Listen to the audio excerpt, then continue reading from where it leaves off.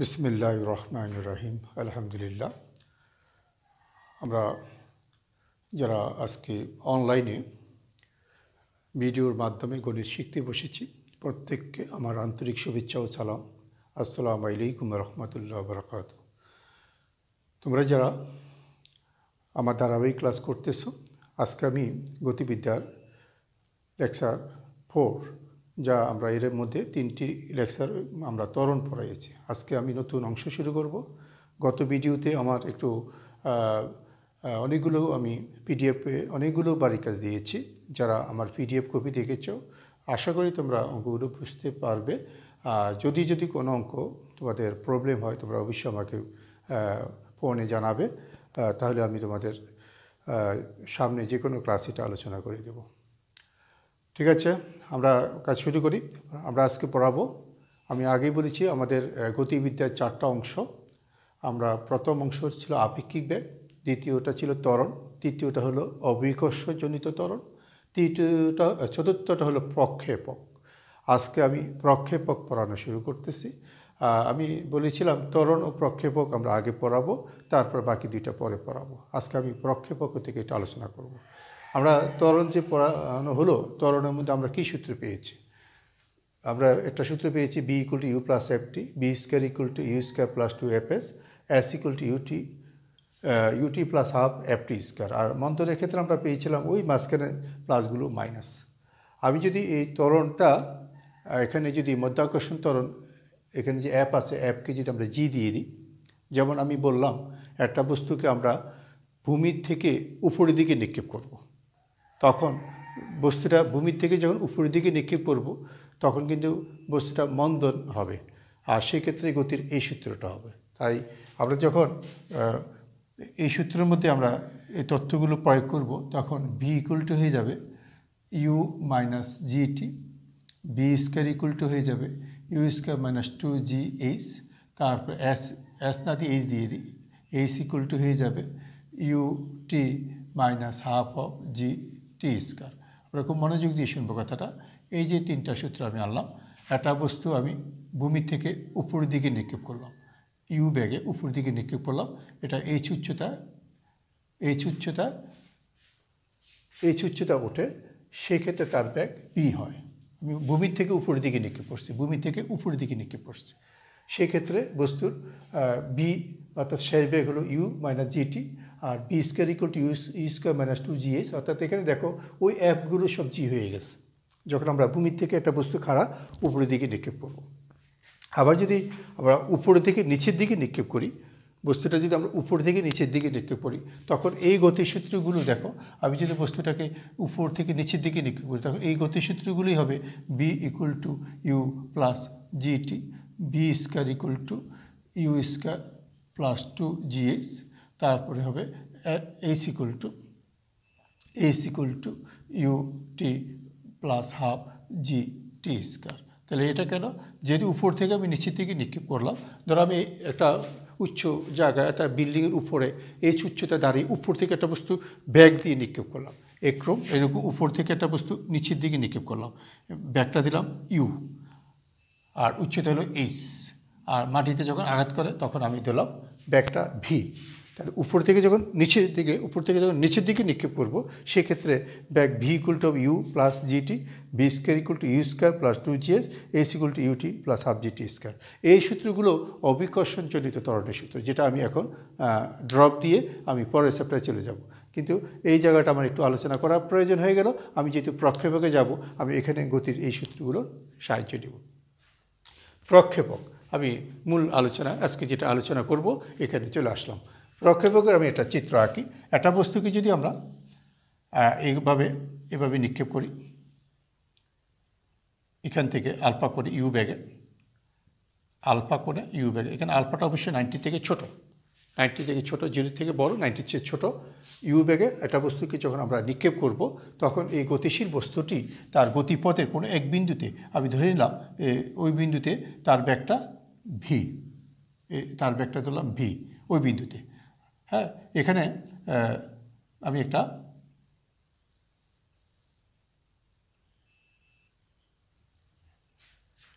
ওই বিন্দুতে সে আনুভূমিকের সাথে থিটা কোণ তৈরি করে। ঠিক আছে, আমরা এখানে শুরুতে একটা বস্তু নিক্ষেপ করলাম, তা ইউ বেগে নিক্ষেপ করলাম সে আলফা কোণে। আর এই শুরুতে যে ইউ বেগে নিক্ষেপ করলাম, এই শুরুতে যে ব্যাগটা এটা দুইটা অংশে বিভাজিত হবে, একটা হলো উল্লম্ব ব্যাগ, একটা হলো আনুভূমিক ব্যাগ। এটাকে বলা হয় ইউ সাইন আলফা, আর এটাকে বলা হবে ইউ কস আলফা। আর এখানে একটা নির্দিষ্ট সময়ের পর, আমি ধরলাম টি সময়ের পর এইচ উচ্চতায় তার ব্যাগ বি প্রাপ্ত হলো, সেই ক্ষেত্রে তার যে বি প্রাপ্ত হলো এটাও দুটি ব্যাগে বিভক্ত হবে। বি উলম্ব ব্যাগটা হলো বি সাইন থিটা, আর আনুভূমিক ব্যাগটা হবে বি কস থিটা। আজকে আলোচনায় সবচেয়ে গুরুত্বপূর্ণ কথা হলো আমার শুরুতে, এখন আমি যেটা বলবো আজকে আলোচনায় সবচেয়ে গুরুত্বপূর্ণ তথ্য হলো এটা। একটি বস্তুকে আমরা কোনো একটা বিন্দু থেকে ভূমিতে ধরলাম, ভূমি থেকে ইউ ব্যাগে নিক্ষেপ করা হলো। সে ইউ ব্যাগটা দুইটা অংশে বিভাজিত হবে, একটা বলা হয় আনুভূমিক ব্যাগ যেটাকে বলা হয় ইউ কস আলফা, আর একটা বলা হবে উলম্ব ব্যাগ ইউ সাইন আলফা। তাহলে ইউ ব্যাগটা হলো আদি ব্যাগ। এই আদি ব্যাগটা আমরা দেখা যাচ্ছে আদি ব্যাগটা আমার এখানে আদি ব্যাগটা আমার দুইটা ভাগে বিভক্ত হয়ে গেল, একটা হলো ইউ সাইন আলফা যেটা উলম্ব ব্যাগ, আর একটা হলো ইউ কস আলফা। তা আদি ব্যাগটা আমার দুইটা ভাগে বিভক্ত হয়ে গেল। ঠিক নির্দিষ্ট উচ্চতায় বা নির্দিষ্ট সময় অন্তে তার ব্যাগটা যখন বি হয়, আর এই ব্যাগটাকে আমি যদি শেষ ব্যাগ বলি, শেষ ব্যাগ নির্দিষ্ট সময়ের পর শেষ ব্যাগ, এটাও দুইটা অংশে বিভক্ত হয়। আমি শেষ ব্যাগটা ধরেছিলাম বি, এটা উলম্ব ব্যাগটা হলো বি সাইন থিটা, আর এটা হবে বি কস থিটা। তাহলে আমাদের যাত্রাটা শুরু হয়ে গেল। আমরা সবচেয়ে গুরুত্বপূর্ণ তথ্য হলো আমাদের শুরুতেই প্রক্ষিপ্ত বস্তুর আদি বেগ বললে আমরা দুইটা বুঝব, এবং শেষ বেগ বলতে আমরা দুইটা বুঝব। এই জায়গাতে যদি আমরা ঠিক থাকি তাহলে আমার পড়াটা অনেক সহজ হয়ে যাবে। আমরা ফিজিক্স এবং ম্যাথ দুই জায়গায় এই চ্যাপ্টারটা পড়তেছি। এখানে ওরা ক্যালকুলাসের মাধ্যমে অনেক কিছু বলছে, ক্যালকুলাসের মাধ্যমে অনেক তথ্য দিয়েছে, তাই ক্যালকুলাসের পদ্ধতির কারণে এই প্রমাণগুলো একটু জটিল হয়ে গেছে। আমরা ক্যালকুলাস পদ্ধতি শিখলে কোনো অসুবিধা নেই, কিন্তু আমাদের এখানে অ্যালজাব্রিক নিয়মে আমরা সাধারণ নিয়মও এই সূত্রগুলোর প্রতিপাদন করতে পারি। আর আমাদের ম্যাথে তো সূত্র প্রমাণ আসে না, তাই আমরা সূত্রটাও তো কীভাবে আসে তার শুরুটা একটু আজকে আমি আলোচনা আনতেছি। তাহলে আমাদের এখানে আলোচনা আজকে শুরুতেই প্রক্ষিপ্ত বস্তুর আদিবেগ যদি ইউ হয় এবং আমরা নির্দিষ্ট সময়ের পর বা নির্দিষ্ট উচ্চতায় তার বেগ যদি বি হয়, তাই এই আদিবেগটা আমরা দুটো অংশে বিভাজিত করব। একটা হলো আনুভূমিক বেগ ইউ কস আলফা, আর একটা হলো উলম্ব বেগ ইউ সাইন আলফা। আর যদি একটা নির্দিষ্ট সময় অন্তে তার বেগটা যদি বি হয়, সে যদি ভূমির সাথে থিটা কোণ তৈরি করে, তখন তার উলম্ব বেগ হবে ভি সাইন থিটা এবং আনুভূমিক বেগ হবে বি কস থিটা, যেটা আমি বোর্ডে লিখেছি। এখন আসো, আমি যে এখানে শুরুতেই প্রক্ষিপ্ত বস্তুর এখানে অভিকর্ষ ত্বরণজনিত কিছু সূত্র বললাম, এটা ছিল ত্বরণের সূত্র, আর এটা অভিকর্ষ ত্বরণজনিত সূত্র। আমি এই সূত্রগুলো থেকে আমি একটু কিছু কথা বলবো।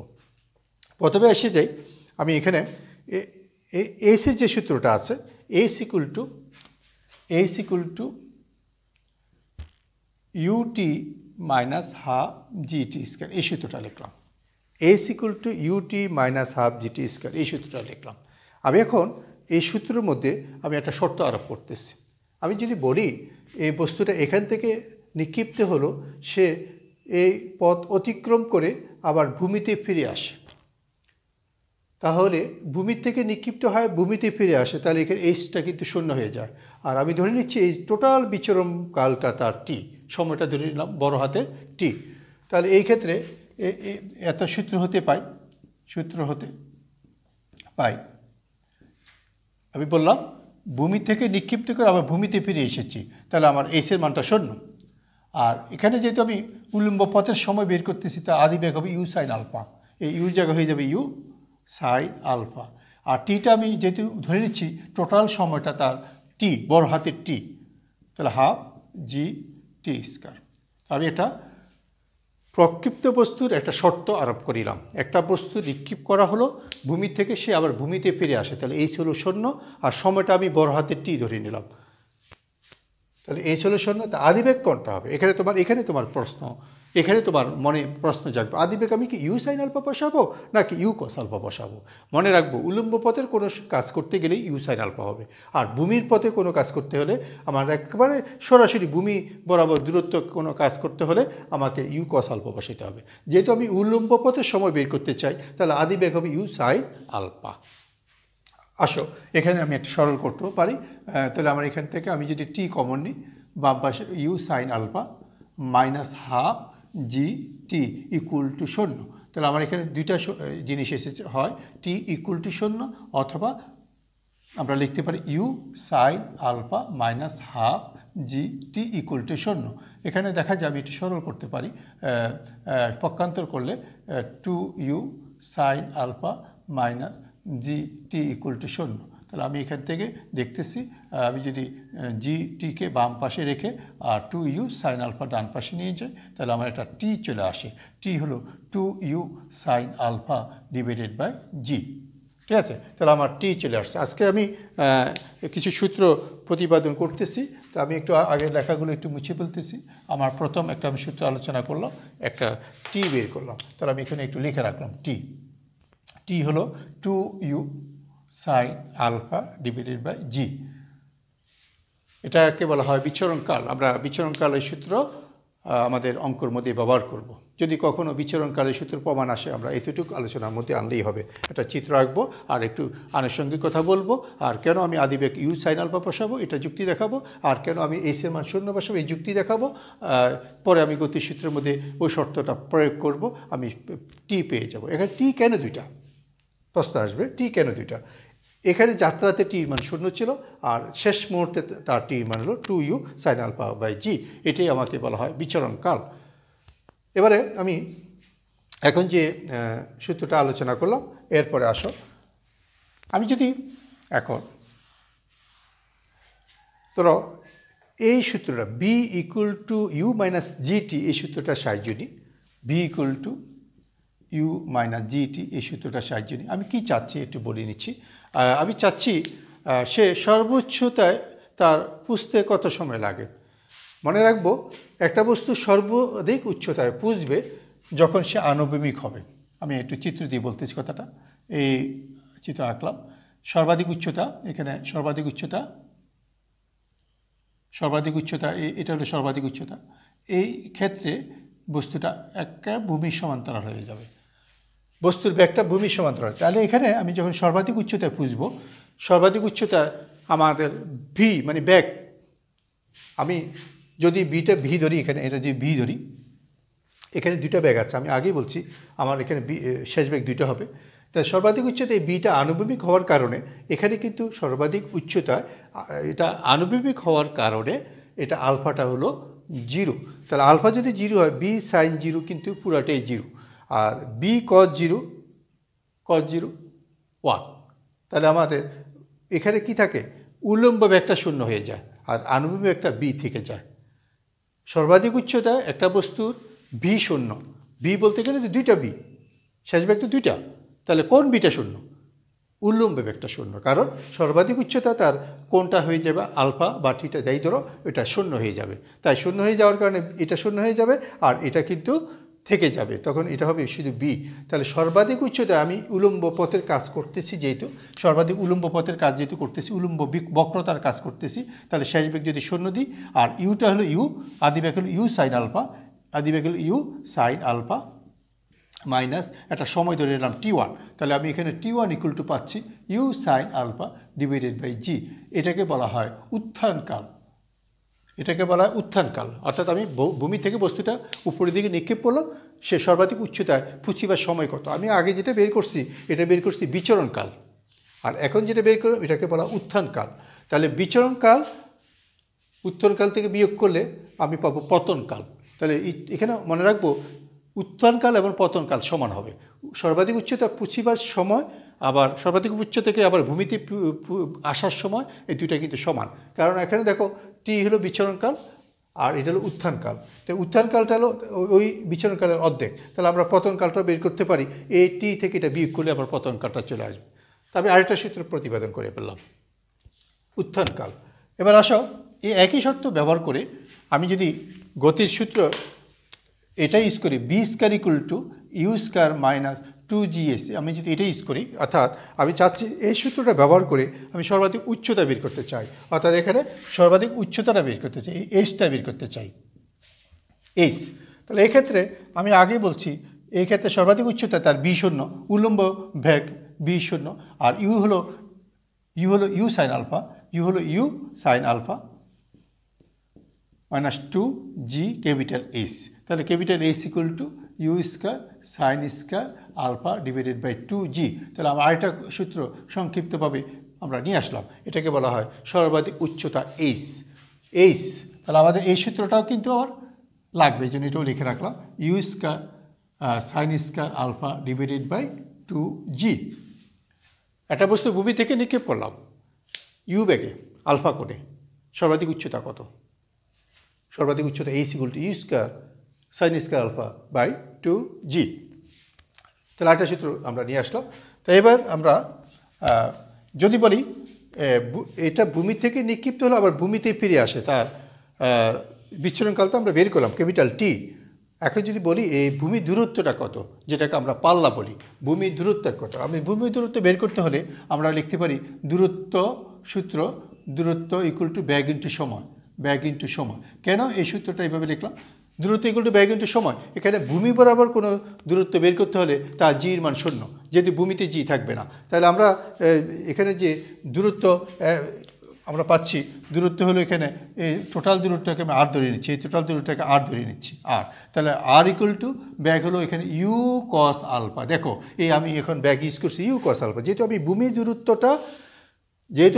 দূরত্বটা বের করতে চাচ্ছি, তাই আমি লিখছি ইউ কস আলফা, আর সময়টা আমার হলো ক্যাপিটাল টি। যেহেতু ক্যাপিটাল টিটা আমরা আগে বের করছি, সম্পূর্ণ পথটা অতিক্রম করতে তার সময় লাগে বিচরণকাল, যেটা টি ধরে দিয়েছিলাম। তাহলে এখানে যদি আমি ইউ কস আলফা আর ক্যাপিটাল টিটা এই মাত্র বের করলাম 2u সাইন আলফা বাই জিটা বসাই দিলাম। তাহলে এখানে আসতেছে, দেখো আমরা এখান থেকে যদি খেয়াল করি, তাহলে এখানে আসতেছে u square 2 sine alpha cos alpha, এটা ত্রিকোণমিতির সূত্র এসেছে। তাহলে u square sine 2 alpha divided by g. তাহলে আবার আর এর একটা সূত্র আমরা পেয়ে গেলাম, আর ইকুয়াল টু, যেটা আমাদের পরবর্তীতে লাগবে, u square sine 2 alpha divided by g. তাহলে আমরা এখানে একটা গুরুত্বপূর্ণ সূত্র পাল্লা সূত্র পেয়ে গেলাম, আর এর মান কত। এখন আর এর সূত্র থেকে একটা অনুসিদ্ধান্ত আছে, আমাকে যদি বলা হয় এই আর এর মানটা সর্বোচ্চ কখন হবে, অর্থাৎ বৃহত্তম পাল্লা কখন হবে। আমি যদি খেয়াল করি আর এর মান সর্বোচ্চ হবে, আর এর মান সর্বোচ্চ হবে যদি এখানে এই সাইন 2 আলফার মান সর্বোচ্চ হয়। আমরা জানি সাইনের 2 আলফার মান সবচেয়ে বড় মান হলো 1। তাহলে আমরা এখানে লিখতে পারি sine 2 alpha equal to sine 90। তাহলে আমরা লিখতে পারি 2 আলফা ইকুয়াল টু 90, অতএব আলফা ইকুয়াল টু 45। আমরা যদি 45 অ্যাঙ্গেল একটা বস্তুকে নিক্ষেপ করি তখন আর এর মানটা সর্বোচ্চ হবে, এটাকে বলা আর ম্যাক্সিমাম। আর ম্যাক্সিমাম, আমরা আর ম্যাক্সিমামের সূত্র হলো ইউ স্কয়ার বাই কত জি, ইউ স্কয়ার বাই জি, কারণ আমার এখানে সাইন 2 আলফার মান 1 হবে, ইউ স্কয়ার বাই জি। আর সর্বাধিক পাল্লা সূত্র হলো ইউ স্কয়ার বাই জি যখন কত আলফা ইকুয়াল টু 45। একটা বস্তুকে যখন তুমি আলফা করে নিক্ষেপ করবা, আলফা ইকুয়াল টু 45 করে নিক্ষেপ করবা, তখন বস্তুটা সবচেয়ে দূরে যেয়ে পড়বে, এটাকে বলা হয় সর্বাধিক পাল্লা। আমরা প্রশ্নের মধ্যে দেখব পাল্লা লেখা থাকে মাঝে মাঝে, সর্বাধিক পাল্লা লেখা থাকে মাঝে মাঝে। যদি সর্বাধিক পাল্লার কথা বলা থাকে তাহলে আমরা তখন এই সূত্রটার সাহায্য নিতে পারবো। তাহলে এখানে আমরা একটা গুরুত্বপূর্ণ সূত্র নিয়ে আসলাম। তারপরে আসি আমাদের এখানে আমরা সবচেয়ে বেশি ব্যবহৃত যে সূত্রগুলো তার মধ্যে কয়েকটা নিয়ে আসলাম। আমি এই তথ্যগুলো ব্যবহার করে এখানে যদি আমরা এই সূত্র প্রথম বা দ্বিতীয় সূত্র প্রয়োগ করি, আমি প্রথম সূত্রই প্রয়োগ করি যেহেতু আমি ভূমি থেকেই দেখাচ্ছি, এই তথ্যগুলো যদি ব্যবহার করি তাহলে আমার এসির সূত্রটা দেখো দুইটা হয়ে যায়। এসির সূত্রটা দুইটা হয়ে যায় কীভাবে? এইচ ইকুয়াল টু, আমি ধরে নিলাম নির্দিষ্ট সময় অন্তে, একটা নির্দিষ্ট সময় অন্তে বস্তুটা এই যে বস্তুটা টি সময়ের পর এইচ উচ্চতায় পৌঁছে, অর্থাৎ আমি এই উচ্চতাটাকে, যেটা আগে চিত্র ছিল, এটাকে এইচ ধরে নিলাম, একটা টি সময় পর সে এই উচ্চতায় পৌঁছে, তাহলে এইচ ইকুয়াল টু হবে u sine alpha t minus half g t square. কী করলাম, আমি নির্দিষ্ট সময় অন্তে তার উচ্চতাটা বের করলাম। এইচ ইকুয়াল টু ইউ বলতে আমার ইউ সাইন আলফা, ইউ বলতে ইউ সাইন আলফা, আর কি বাকিটা সব ঠিক আছে। এখন যদি আমি এখানে নির্দিষ্ট সময় পর তার ভূমি দূরত্বটা কত এটা দেখতে চাই, ভূমি দূরত্বটা কত, তাহলে এই একই সূত্র আমি এই সূত্রটাই ব্যবহার করব। তো ভূমি দূরত্ব ডি ইকুয়াল টু, তখন ইউটা হয়ে যাবে এই যে ইউটা হয়ে যাবে u cos alpha into t, আর মাইনাস হাফ জিটা হবে না, কারণ ভূমি বরাবর বললে জির মান 0। তাই আমরা দেখতেছি এই নির্দিষ্ট সময় টি সময়ের পর তার উচ্চতা এইচ আর ভূমি দূরত্ব ডি, এই সমীকরণটা পাচ্ছে। অনেক অনেক অনেক গুরুত্বপূর্ণ সূত্র, আমরা মনে রাখবো h equal to u sine alpha t minus half g t square, আরেকটা হলো d equal to u cos alpha t.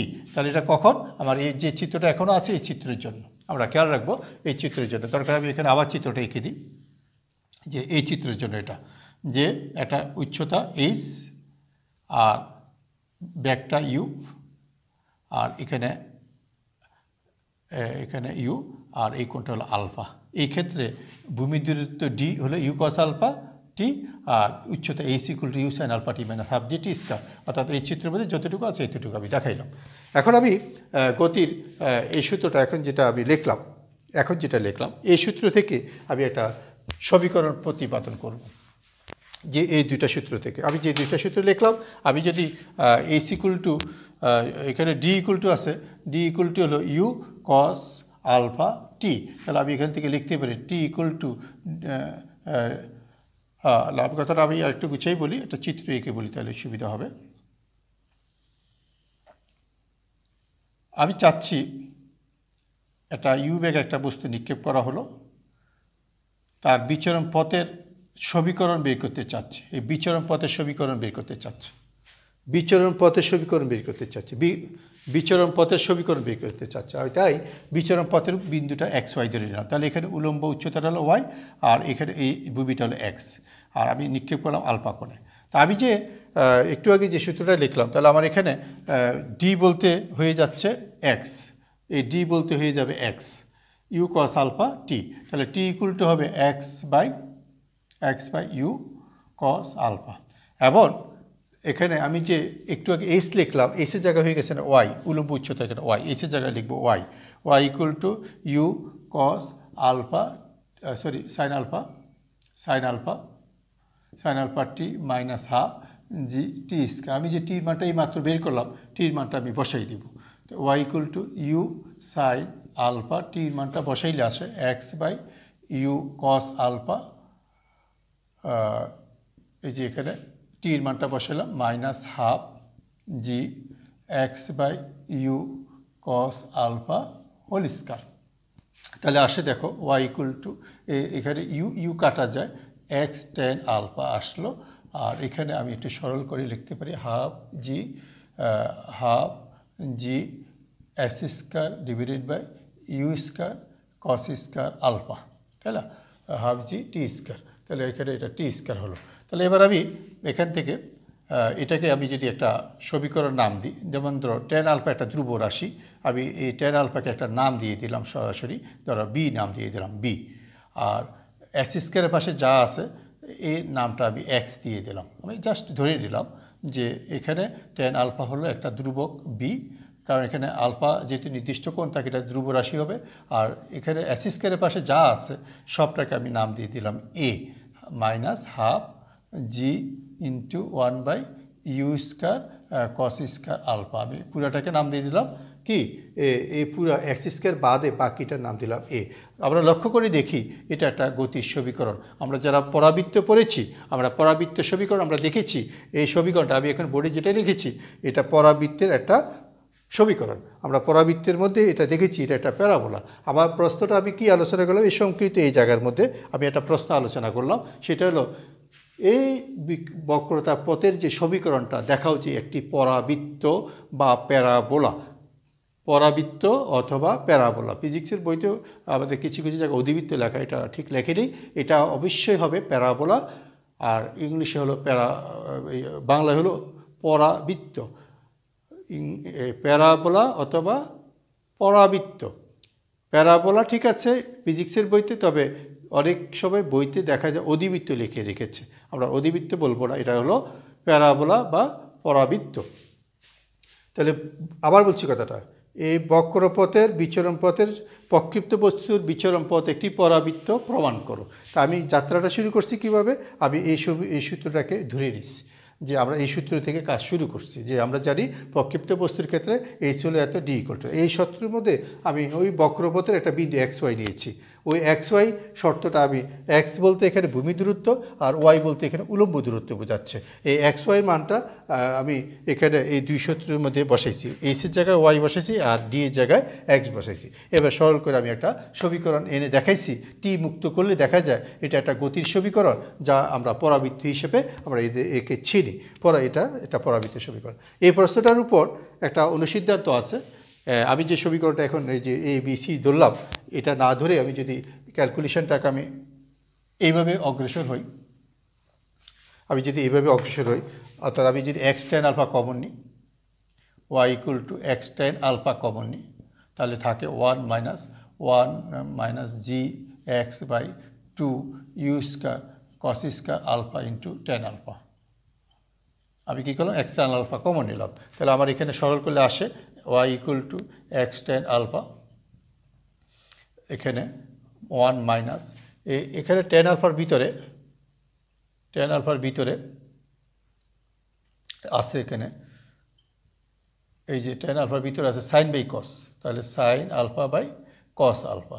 তাহলে একটা কস আলফা এখানে কাটা যায়, তাই না? একটা কস আলফা কাটা যায়। তাহলে আমরা এর পরের লাইনে লিখতে পারি y equal to x tan alpha 1 minus, এখানে আমরা কস আলফা যখন কাটা দিব তখন আমরা লিখতে পারি 2 ইউ, এখানে আমার সাইন আলফা কস আলফা, আমার এখানে কথা ভুল হয়নি তো। আচ্ছা, তাহলে এখানে আমরা লিখতে পারি u square sine 2 alpha divided by g লিখতে পারি। কেন দেখো, 2 সাইন আলফা, এখানে একটা কস স্কয়ার আলফা ছিল, হ্যাঁ এটা কস স্কয়ার ছিল।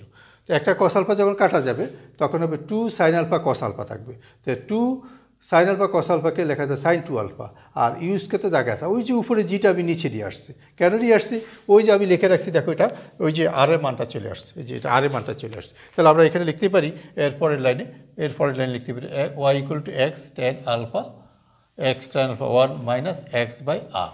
আমরা একটা গুরুত্বপূর্ণ সূত্র পেয়ে গেলাম, যে সূত্রটা আমার পরবর্তীতে অঙ্কের মধ্যে লাগবে। তা আমি এখানে এটাও একটু মুছে ফেলি। আমি যদি প্রক্ষিপ্ত সূত্রগুলোকে গুরুত্ব দিচ্ছি, এখন এটার মধ্যে আমরা আরেকটা সূত্র পেয়ে গেলাম y equal to x tan alpha 1 minus x by R. তাহলে এই সূত্রটার পরিচয় আমরা একটু আগে কি দেখলাম, আমি যতটুকু পরিচয় পেয়েছি আমি অতটুকু চিত্রের মধ্যে দেখাচ্ছি। যে একটা প্রক্ষিপ্ত বস্তুর যদি ভূমি দূরত্বটা এক্স, উলম্ব দূরত্বটা ওয়াই হয়, আর এখানে নিক্ষিপ্ত কোণটা যদি আলফা হয় আর পাল্লা যদি আর হয়, তাহলে এই এক্স ওয়াই আর আলফার সম্পর্ক হলো এটা। আবার বলছি, একটা প্রকৃত বস্তু আমি কত ব্যাগে নিক্ষিপ্ত এটা কিন্তু লিখি নেই।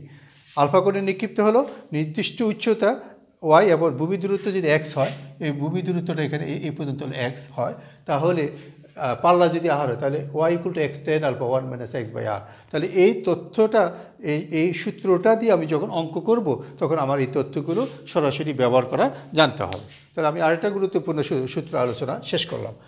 আজকে আলোচনা আমার মূল লক্ষ্যই হলো প্রক্ষিপ্ত বস্তুর মধ্যে আমরা যে সূত্রগুলো সাধারণত বেশি ব্যবহার করি এগুলোর উপর আমি কথা বলতেছি, একটু কথা বলতেছি। তাহলে এখানে আমরা আর কি সূত্র আছে, আমরা এখানে y equal to x tan alpha 1 minus x by R বললাম, যে কোনো উচ্চতা এইচ বললাম, ডি বললাম। এখানে যদি কোনো বস্তুকে আমরা যদি উপরে থেকে, ধরো আমি একটু চিত্র দিয়ে বলি, এইভাবে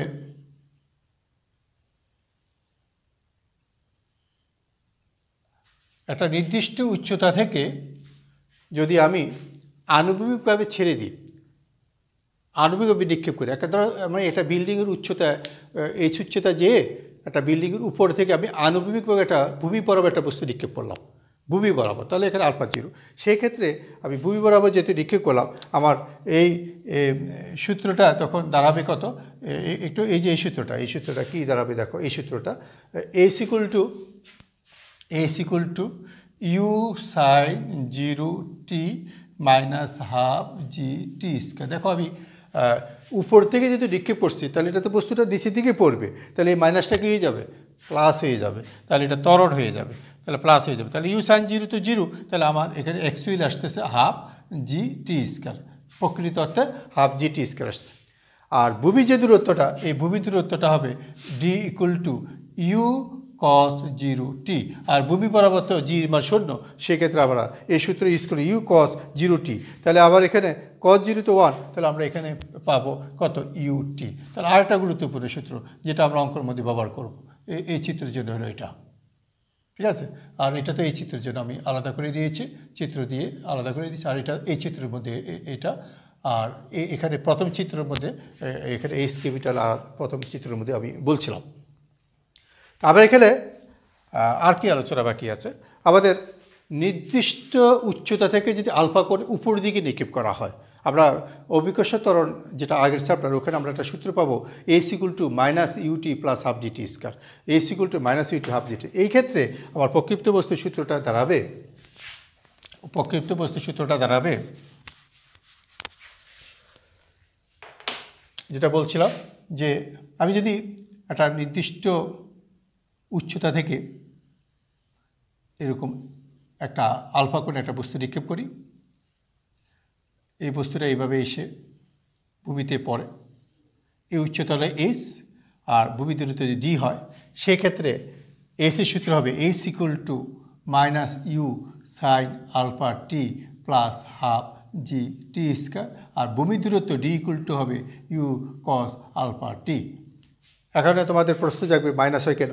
আমরা অভিকর্ষ ত্বরণ যে চ্যাপ্টার থেকে কিন্তু প্রক্ষিপ্ত সূত্র বেশিরভাগই আসে, ওখানে আমরা অভিকর্ষ ত্বরণের ক্ষেত্রে একটা বস্তু যখন আমরা উপর থেকে উপরের দিকে নিক্ষেপ, নির্দিষ্ট উচ্চতা এস থেকে আমরা যখন বস্তুটাকে উপর দিকে নিক্ষেপ করি, তখন একটা সূত্র আসে, সেই সূত্রটা হলো s equal to minus u t plus half g t square. হ্যাঁ, এটা কোন ক্ষেত্রে সূত্রটা, একটা নির্দিষ্ট উচ্চতা থেকে, ধরো আমি এই হলো ভূমি, এই হলো উচ্চতা থেকে আমি এখান থেকে উপর দিকে বস্তুটা নিক্ষেপ করলাম, কতটুকু উচ্চতা উঠছে এটা জানা দরকার নেই, এই নিচের এই উচ্চতাটা s equal to minus u t plus half g t square, এই সূত্রের মধ্যে আমরা ইউটা বসাই দিচ্ছি এই সূত্রের মধ্যে, আর ভূমির মধ্যে তো নেগেটিভ হবে না, ইউ কস আলফা টি হবে। তো আমরা এই গতি সূত্রটাও আমাদের এই প্রক্ষিপ্ত বস্তুর মধ্যে কাজে লাগবে। তা আমি কী সূত্রটা কাজে লাগবে মোটামুটি বলে ফেলছি বলতে পারো। এরপরে আবার অঙ্কের মধ্যে আরেকটা সূত্র লাগবে, নির্দিষ্ট উচ্চতা, আমরা সর্বাধিক উচ্চতা একটু আগে বলছিলাম B0, আমি কথাটা আবার বলছি, একটা বস্তু এই যে সর্বাধিক উচ্চতা, এখানে সর্বাধিক উচ্চতা বি বলতে এখানে দুইটা, একটা হলো আনুভূমিক, একটা উলম্ব বেগ B0।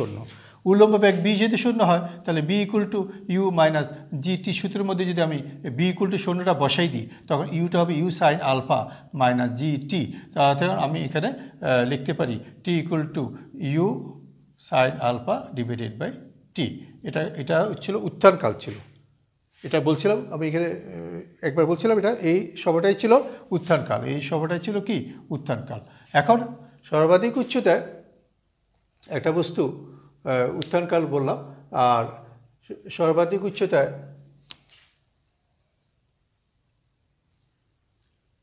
এস তো বলে ফেলছি, এটা হলো টির মান বললাম। তাহলে সর্বাধিক উচ্চতায় এখন যে সমীকরণটা আনলাম, এই জায়গাটা মুছে দিই, এই বির জায়গায় আমি কী লিখতে পারি, এটা লিখতে পারি না, এখানে লিখতে পারি u sine alpha minus g t equal to 0। এটাও একটা সূত্র, অর্থাৎ সর্বাধিক উচ্চতায় u sine alpha minus g t equal to 0। এই তথ্যটা যেখানে আমি প্রমাণ করতে পারবো, তা আমি বুঝবো এটা সর্বাধিক উচ্চতা আছে। এই তথ্য দিয়েও আমি একটা অঙ্ক করাবো, এই জন্য আমি এই তথ্যটা আগে লিখে রাখলাম। এমনিতে আমাদের কিছু কিছু সূত্র আছে যে একটা নির্দিষ্ট উচ্চতায় বেগ কত, নির্দিষ্ট উচ্চতায় সময় কত, এগুলো আমার বইতে আলোচনা করছে। এই সূত্রগুলো আমাদের আলোচনা তেমন একটা লাগবে না। তারপর আমি একটু বলে দিই। যেমন ধরো আমাকে বলল একটা বস্তু নিক্ষেপ করা হলো ভূমি থেকে, এখানে নির্দিষ্ট উচ্চতায় তার বেগ কত বের করতে বলল। আমি একটু আগে যে চিত্রটা, ওই চিত্রটা আবার আঁকছি। বি সাই থিটা, এটা থিটা হলে, আর এটা হলো বি কস থিটা, আর ইউ বেগে নিক্ষেপ করা হলো আলফা কোণে। তাহলে এখানে এটা হলো বি সাই আলফা, এটা হলো ইউ কস আলফা, এটা ইউ। তাহলে আবার এখানে আমি যেটা বলছিলাম যে আবার এখানে নির্দিষ্ট উচ্চতায় ভি কত, তা আমি বি এর সূত্রটা জানি, v square equal to u square minus 2gS। হ্যাঁ, এখন আমাকে বলল নির্দিষ্ট উচ্চতায় ভি কত, নির্দিষ্ট উচ্চতা এস উচ্চতায় তার বি কত, ব্যাগ কত। তা আমি এখানে দুইবার ইউজ করবো। একবার উলম্বর জন্য, উলম্ব ব্যাগের জন্য হবে এখানে হলো বি সাইন থিটা, উলম্ব বরাবর v sine theta whole square, আদি বেগ হলো u sine alpha whole square minus 2gS। এটা উলম্বর জন্য। ঠিক একইভাবে আমি আনুভূমিকের জন্য পেতে পারি v cos theta whole square u cos alpha whole square minus 0, কারণ আনুভূমিক বরাবর জির মান 0। তাহলে আমি যদি সর্বাধিক নির্দিষ্ট উচ্চতায় আমি একটা জিনিস ব্যাগ বের করতে চাই, তাহলে আমাকে এই ব্যাগের এই সূত্রের মধ্যে দুইবার সূত্র ইউজ করতে হবে, একবার উলম্বের জন্য একবার আনুভূমিকের জন্য। তোমরা লক্ষ্য করে দেখো, এই দুইটা সমীকরণকে যদি তুমি যোগ করে দাও, 1 এবং 2 যদি যোগ করে দাও, তাহলে তোমার বিটা চলে আসবে। বি স্কয়ার, এই যে বি স্কয়ার কমন যায়, তাহলে আসে সাইন স্কয়ার থিটা যোগ কস স্কয়ার থিটা। এখানে এই দুইটা যোগ করলে ইউ স্কয়ার কমন যায়, থাকে সাইন স্কয়ার আলফা যোগ কস স্কয়ার আলফা মাইনাস 2gS। অতএব আবার v equal to plus minus root আবার v u square minus 2gS। তাহলে আমি দেখতেছি নির্দিষ্ট উচ্চতায় তার ব্যাগ প্লাস মাইনাস এত হয়। তাহলে আমি এই অঙ্কটা কী করলাম, নির্দিষ্ট উচ্চতায় তার ব্যাগ বের করলাম। আবার এবারও বলতে পারে নির্দিষ্ট সময় অন্তে তার ব্যাগ কত। যদি বলে নির্দিষ্ট সময় অন্তে ব্যাগ কত, তখন কিন্তু আমি লিখব এই সূত্রটা লিখব না, তখন আমি লিখব নির্দিষ্ট সময় অন্তের জন্য লিখব এই যে এই সূত্রটা লিখব, v equal to u minus g t. আমি নির্দিষ্ট সময় অন্তে ব্যাগ করতে চাচ্ছি, তাহলে এই সূত্রের মধ্যে আমি দুইবার, একবার উলম্ব ব্যাগের সূত্র ইউজ করব, উলম্বর জন্য বি সাইন থিটা, ইউর জন্য u sine alpha minus g t, আর ভূমির জন্য কস ইউজ করবো v cos theta equal to u cos alpha. G তো এখানে 16, এটাকে আমি 1 নাম্বার দেবো, এটাকে 2 নাম্বার দেবো। আমি যদি দুইটাকে বর্গ করে যোগ করে দিই, তাহলে আমি আমার কাঙ্ক্ষিত আমি বি পেয়ে যাব। এই যে এখানে বর্গ করে যখন যোগ করে দেবো, আমি বাম পাশে বি পাবো, আর ডান পাশে পাবো u sine alpha minus g t whole square minus u cos alpha whole square. এই দুটো সরল করলে আমি এখান থেকে বি পেয়ে যাব, যা পাবো এটাই আমার বি। তাহলে এখন কী বের করলাম, নির্দিষ্ট সময় অন্তে ব্যাগ বের করলাম। আগেরটা বলছিলাম নির্দিষ্ট উচ্চতায় ব্যাগ কত। আরেকটা প্রশ্ন হতে পারে নির্দিষ্ট উচ্চতায় পুষতে সময় কত, নির্দিষ্ট উচ্চতায় পুষতে সময় কত। সেক্ষেত্রে যদি বলে নির্দিষ্ট উচ্চতার সময় যদি বের করতে বলে, আবার তখন আমরা গতির এই সূত্রটা ইউজ করবো, s equal to u sine alpha t minus half g t square. হ্যাঁ, এখানে আমি এই সূত্রটা ইউজ করবো। আমি আগে ইউটি লিখি, তারপরে ইউটি লিখলাম। এই সূত্রের মধ্যে আমি এখন নির্দিষ্ট সময় অন্তে আমি উচ্চতা এস বের করতে চাচ্ছি। নির্দিষ্ট সময় অন্তে কী বের করতে চাচ্ছি, নির্দিষ্ট সময় অন্তে তার নির্দিষ্ট উচ্চতায় সময় বের করতে চাচ্ছি, নির্দিষ্ট উচ্চতায়। তাহলে এখানে আমি যদি ইউর মধ্যে কি হবে, u sine alpha t minus half g t square. আমরা দেখতেছি এটা 2s equal to 2u sine alpha t minus g t square. তাহলে এটা একটা দেখতেছি কি, এটা টি এর দ্বিঘাত সমীকরণ মাইনাস 2s ইকুয়াল টু 0। তাহলে আমি এখন এটা দেখতেছি এটা টি এর দ্বিঘাত সমীকরণ। তাহলে আমি যদি এখান থেকে টি এর মান বের করি বহুপদী সূত্র দিয়ে, minus b 2u sine alpha minus plus হয়ে যাবে, plus minus root over b square, b বলতে এখানে 2u sine alpha whole square minus 4ac, a হলো জি, সি হলো 2h ডিভাইডেড বাই 2a, এ হলো এখানে জি 2a। তাহলে আমরা এখানে টির মান বের করলাম, কয়টা? টির মান দুটা। তাহলে এখানে যদি বলে নির্দিষ্ট উচ্চতায় তার সময় কত, তখন আমরা নির্দিষ্ট উচ্চতায় তার সময় কত, এই সময় হলো দুইটা। এই প্রমাণগুলো এ পর্যন্ত কোনো পরীক্ষায় আসে না। আগে, অনেক আগে এই প্রমাণগুলো আসতো। আমি যতগুলো প্রমাণ করেছি আবার মূলত প্রক্ষিপ্ত বস্তুর সূত্রগুলো আনার চেষ্টা করেছি। আমরা যে সূত্রগুলো ব্যবহার করব, আবার সূত্রগুলো ব্যবহার করার জন্য যে যে তথ্যগুলো বলা দরকার, আমি মোটামুটি সবগুলো তথ্যই একটু সংক্ষিপ্তভাবে বলে গেছি। এখানে আমরা যদি আবার একটু খেয়াল করি, আবার এখানে যেমন এটা যে কোনো উচ্চতা h এবং ভূমি দূরত্ব d, এটা ভূমির থেকে। আর এটা হলো যে কোনো উচ্চতাকে আণবিকভাবে যদি নিক্ষেপ, তাহলে সেক্ষেত্রে h এবং d। আর এটা হলো নির্দিষ্ট উচ্চতা থেকে আলফা করে নিক্ষিপ্ত করলে এখানে h এবং d। তাহলে আমি h এবং d তিন ধরনের সূত্রে আমি আলোচনা করলাম। আমি তিন ধরনের অঙ্কই আলোচনা নিয়ে আসবো। আর প্রথম যে চিত্র, এই capital T, capital S, capital R, এরপরে এখানে এই আর, এইগুলো আবার প্রথম যে চিত্রের মধ্যে ছিল এগুলো। আর এখানে একটা সমীকরণ এনেছি বক্রপথের সমীকরণ থেকে, এই সূত্রের উপর আমার কিছু অঙ্ক আছে, আর এটার উপর একটা অঙ্ক আছে। এখানে আমি বোর্ডে মোটামুটি সবগুলো সূত্র এখন আমার সারাংশ হিসাবে আছে। এই বোর্ডে এই পাশে সবগুলো সূত্রই সারাংশ হিসাবে আছে। একটা সূত্র আমি বলে আজকে শেষ করে দিচ্ছি। আমি যে এস লিখেছি, আর লিখেছি, আর এখানে দেখো আমি দুইটা চিত্র আঁকলাম, নিচে আরটা সমান দেখাইলাম। একটাকে আমি আলফা কোণে ইউ বেগে নিক্ষেপ করলাম, আর আইটাকে আমি 90 মাইনাস আলফা কোণে নিক্ষেপ করলাম। আর আরের সূত্র হলো একটু আগে এটা 2 আলফা বাই জি। আমরা একটা জিনিস প্রমাণ করবো এখন। যদি আলফা কোণে হয়, এটা আমরা প্রমাণ করছি, R equal to u square sine 2 alpha by g. যদি আলফাকে আমরা চেঞ্জ করে 90 মাইনাস আলফা লিখি, অর্থাৎ আলফাটা যদি আমি 90 মাইনাস আর লিখে দিই, u square sine 2 90 minus alpha লিখে দিই, তাহলে আমার কি পরিবর্তন ঘটে দেখো। U square sine 180 degree minus 2 alpha divided by g. তা আমরা জানি সাইন 180 মাইনাস থিটা হলো সাইন থিটা, এটা দ্বিতীয় চতুর্ভাগ সাইন তার নিজের করে সাইন থিটা। তাহলে দেখো আমি এ পাশে আলফার জন্য, এটা হলো 90 মাইনাস আলফার জন্য, দুইটা কিন্তু একদম সেম। তাহলে আমরা বলতে পারি প্রক্ষিপ্ত বস্তুর বিচরণ পথ দুইটি পাল্লা সমান। এখানে অবশ্য একই বেগে নিক্ষিপ্ত। একই বেগে নিক্ষিপ্ত বস্তুর ক্ষেত্রে, প্রক্ষিপ্ত বস্তুর ক্ষেত্রে আমরা যদি কোনো প্রশ্ন পাই, দুইটি বিচরণ পথ কিন্তু পাল্লা সমান, একই বেগে নিক্ষিপ্ত দুইটি বিচরণ পথ পাল্লা সমান, তাহলে আমরা নিশ্চিত হলাম যে একটা আলফার জন্য আর একটা 90 মাইনাস আলফার জন্য। এখানে প্রশ্নের মধ্যে 90 মাইনাস আলফাটা বলা থাকে না, এটা আমাকে বুঝে নিতে হবে। তাই আমরা এখানে আরেকটা সূত্র প্রমাণ করলাম।